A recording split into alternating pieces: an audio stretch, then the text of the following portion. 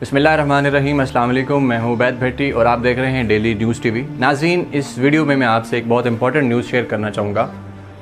कराची के अंदर से 2 पुलिस एहलकार गिरफ़्तार हुए हैं, पुलिस अफसर ASI, जो कि रॉ के लिए काम कर रहे थे और उनका ताल्लुक़ MQM लंदन से भी था। वफाकी जो एजेंसी है, फेडरल इन्वेस्टिगेशन एजेंसी FIA, उसने कार्रवाई की। एक मालूमात की बुनियाद पर इंटेलिजेंस बेस्ड ऑपरेशन था। तो ये जो अभी ASI गिरफ़्तार हुआ है, मुसव्वर हुसैन नकवी इसका नाम है और ये 91 में पुलिस में जो है भर्ती हुआ था और MQM लंदन से इसके ताल्लुकात रहे हैं। रिपोर्ट्स के मुताबिक 2008 में ये शख्स इंडिया जाके इंडिया से ट्रेनिंग भी करके आया है, जबकि इंडिया के लिए रॉ के लिए स्लीपर सेल का काम कर रहा था। कराची एयरपोर्ट पे इसकी ड्यूटी थी और वहाँ से जो इसके लोग आते जाते थे, जो रॉ से रेलिवेंट लोग थे, उनकी ये मतलब फैसिलिटेशन का काम करता था। उनके लिए हर तरह की लॉजिस्टिक सपोर्ट देता था या उनको ग्राउंड सपोर्ट देता था या और बहुत सारी चीज़ें थी। इसके अलावा MQM लंदन से तो रब्ता खैर था ही इसका। इससे पहले जो पकड़े गए पुलिस वाले, उसका भी यही मामला निकला, जबकि इसके अलावा 4 मज़ीद जो सरकारी अफसरान हैं या अहलकार हैं वो पकड़े गए हैं। उनका ताल्लुक़ भी रॉ से था और वो कराची में ही काम कर रहे थे। यानी टोटल 6 लोग हैं जो कि इस ग्रुप का हिस्सा थे, जो रॉ के लिए काम कर रहे थे। उधर MQM लंदन से भी उनके ताल्लुकात थे, तो इनको वफाकी एजेंसी ने पकड़ लिया है। अब इस बात में कोई शक नहीं रहा कि MQM लंदन जो बेसिकली है वो पाकिस्तान को डिस्टेबलाइज़ करने के लिए भारत के साथ मिलकर काम कर रही है और कराची के अंदर ख़ास तौर पे इनका हदफ है। और ये लोग इस तरह सरायत किए हुए हैं अंदर कि अभी तो ये लोग सामने आए हैं तो एजेंसियां कोशिश कर रही हैं, लेकिन ये लोग कहाँ कहाँ बैठे होंगे ये तो अल्लाह ही जानता है, या ऐसा वक्त बताएगा कि इन लोगों ने कहाँ कहाँ पंजे गाड़े हुए हैं। कि जिस तरह से MQM ने अपने लोगों को भर्ती करवाया था सरकारी इदारों के अंदर, इस तरह दीगर सियासी जमातें भी करवाती हैं। तो इनको वहाँ से निकालना, इनका नेक्सस तोड़ना, ये एक बहुत बड़ा मसला होता है। लेकिन खैर मुल्क खुदादाद की एजेंसियाँ, इदारे जो हैं वो काम कर रहे हैं, उन्होंने खैर पकड़ लिया है। इसके अलावा बलूचिस्तान के अंदर से रॉ का एक नेटवर्क पकड़ा गया है, जो कि हमारी जो आला एजेंसी, प्रीमियर एजेंसी, उसने उसको पकड़ा है। और हर वक्त दिन रात हमारे जो इदारे हैं वो इसी कोशिश में हैं कि मुल्क के ख़िलाफ़ काम करने वाले, ख़ास तौर पे जो बैरूनी दुश्मन हैं, उनके ख़िलाफ़ काम किया जाए। फिर उसके बाद जो अंदरूनी तौर पर उनका साथ दे रहे हैं या मुल्क के ख़िलाफ़ काम कर रहे हैं, उनका भी कला कमा किया जाए। तो BLA जहाँ की जो तंजीम थी, मतलब जो बलूचिस्तान बेस्ड ऑपरेट करती है, बलोच लिबरेशन आर्मी, जो कि भारत और रॉ की सपोर्ट लेके बलूचिस्तान के अंदर कार्रवाइयाँ करती है और ये दावा करती है कि जी बलूचिस्तान को हमने आज़ाद कराना है। तो उस तंजीम को अमेरिका ने ब्लैक लिस्ट करते हुए उसको दहशतगर्द तंजीम करार दे दिया है और साथ ये कहा है कि अब जो भी इसकी कोई सपोर्ट करेगा तो वो दहशतगर्दों का मुआविन या उनका सहूलतकार करार दिया जाएगा। तो ये पाकिस्तान के लिए एक बहुत बड़ी अचीवमेंट है, एक बहुत बड़ी खुशखबरी की चीज़ है कि BLA को इंटरनेशनली जो है अमेरिका ने उसको दहशतगर्द कह दिया है। तो अब पाकिस्तान उसके साथ जो लड़ रहा था, उसको हमारी इस लड़ाई जो है इसमें मज़ीद हमारे लिए आसानी हो जाएगी, क्योंकि दुनिया अब उसको दहशतगर्द समझती है, उसको डिक्लेयर कर दिया है। अब जो उसकी सपोर्ट करेगा वो जो है वो दहशतगर्द का साथी होगा। और रॉ और इंडिया जो ख़ास तौर पर उसकी सपोर्ट करते थे, अब उनके लिए बहुत बड़ा मसला पैदा हो गया, क्योंकि ये बात रोज़ रोशन की तरह आया थी, ख़ास तौर पर कुलभूषण यादव के पकड़े जाने के बाद कि BLA की सपोर्ट जो है वो भारत और रॉ कर रहा है। फिर दूसरी बात, ईरान का इसमें कुछ मामला आ रहा था कि जी ईरान जो है वहाँ पे वो लोग छुपते हैं, जाके वहाँ पे उनकी ट्रेनिंग करवाता है भारत, क्योंकि ईरान साथ लगता है बलूचिस्तान के।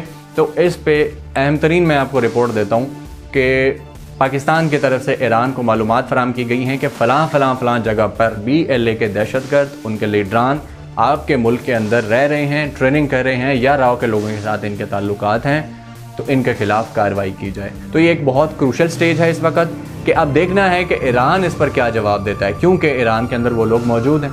जैसे कुलभूषण यादव जो है वो ईरान से आया था, पकड़ा गया, तो उस पर पाकिस्तान ने उसको बताया था कि देख लें आपकी ज़मीन हमारे खिलाफ इस्तेमाल हो रही है।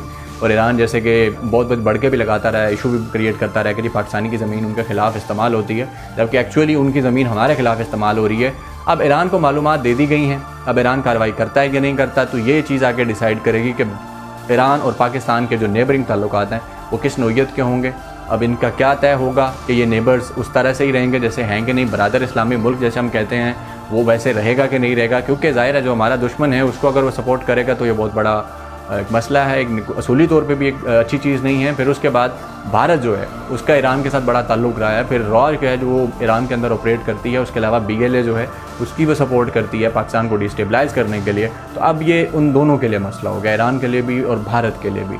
और इंशाल्लाह हमारे लिए ये चीज़ें बहुत अच्छी होने जा रही हैं, हालात आगे मज़ीद बेहतर हो रहे हैं। फिर इसके बाद एक और चीज़ है कि कराची के अंदर ये जो योम अली का जुलूस हुआ, इसके ऊपर पहले तो सिंध गवर्नमेंट इजाज़त नहीं देना चाह रही थी, इसी तरह पंजाब के अंदर भी था, लेकिन बाद में इन हुकूमतों ने इजाज़त दे दी कि जी SOPs हैं, इनको फॉलो करें आप, ठीक है। अब कराची के अंदर क्या है कि कराची वाहिद पाकिस्तान का, मतलब कराची सिंध जो है वो वाहिद सूबा है जहाँ की जो हुकूमत है बेसिकली मतलब वो शिया हुकूमत है, कि जो शियों के लिए बहुत बड़ी एक सपोर्ट है, जबकि बाकी सूबों में इस तरह नहीं है। तो उनके वज़रा भी इन जुलूसों में शामिल हुए, इनके साथ जुलूस उन्होंने निकाले। फिर इस तरह से हुआ कि कुछ जगहों पे SOPs फॉलो नहीं हुए या कुछ जगहों पे कोई मसाइल हुए, तो पुलिस या वो जो इदारे थे सिक्योरिटी नाफिज करने वाले, उनके दरमियान और जुलूस के शुरका के दरमियान जो है वो मतभेड़ हो गई, थोड़ा मसला हो गया। अब कुछ इन्होंने जो शुरका थे वो गिरफ़्तार कर लिए, जिसके बाद इनकी जो तंजीमें हैं, मजलिस वाहदतुल मुस्लिमीन हो गई या इस तरह की दूसरी हैं, उन्होंने ऐलान किया कि जी हम सिंध हुकूमत का घेराव कर लेंगे अगर इनको रिहा ना किया गया, ये तो बहुत बड़ी दुश्मनी है। ये तो उनको इब्न ज़ियाद से तशबीहें देना शुरू कर दी, किसी ने उसको यजीदी कहना शुरू कर दिया, तो किसी ने कुछ कहना शुरू कर दिया, हालांकि वो हुकूमत उन्हीं की अपनी है, उन्हीं के फ़िरके के लोग हैं। और हालात बहुत ज़्यादा ख़राब होने लगे थे कि हुकूमत सिंध ने उन लोगों को रिहा किया और उसके बाद जो है मतलब मामला थोड़े कंट्रोल हुए। अब आप ये देखें कि एक तो उनको इजाज़त दी गई है कि आप मनमानी करें, फिरें, जुलूस निकालें, हालांकि मस्जिदों के अंदर आपको पता है SOPs कितनी सख्ती से अप्लाई करवाए जा रहे हैं। फिर इसके अलावा मस्जिदें बंद तक भी की गई और भी बहुत सारे मसले हुए, लेकिन वहाँ पे कुछ नहीं हुआ। और लेकिन यहाँ की जब बात आई तो यहाँ पे जनाब ये कहते हैं कि जी यजीदी लोग हमारे साथ दुश्मनी कर रहे हैं, मौला अली का जो दिन है वो मनाने नहीं दे रहे। तो सवाल ये है कि मौला अली का दिन ज़रूर है, अच्छी चीज़ें हैं, आप इन हालात की वजह से मतलब वबाएँ आती हैं, बीमारियाँ आती हैं, आपको बीमारी हो जाती है, फ़र्ज़ करें मतलब इनका कोई बहुत बड़ा लीडर है, उलामा है या कोई भी है या मैं हूँ कोई भी, हमें जब कोई बीमारी हो जाती है तो हम रुख्सत ले लेते हैं ना, हम अपना जो फ़र्ज़ होता है दीन का वो भी नहीं अदा करते, मस्जिद में नमाज़ पढ़ने नहीं जाते, इवन घर के अंदर हम लेट के नमाज़ पढ़ रहे होते हैं और बहुत सारी रुख्सतें हमें मिल जाती हैं। तो क्या था कि अगर इस दिन आप मुकम्मल SOP फॉलो कर लेते या आप मतलब इस तरह जुलूस ना निकालते कि जिससे आपको पता है कि जी मतलब ख़तरा बहुत ज़्यादा है कि वायरस अगर फैलता है। तो अब ये देखें कि वो जो हज़ारों लोग थे उनमें हर उम्र के लोग हैं, वो घरों में जाएंगे और वो वायरस लेके अगर फैमिली के पास जाते हैं, बच्चे हैं, बूढ़े हैं, ख़वातीन हैं, ख़ास तौर पे अल्लाह ना करे उनमें ये वायरस ट्रांसफ़र हो जाता है तो कौन ज़िम्मेदार होगा।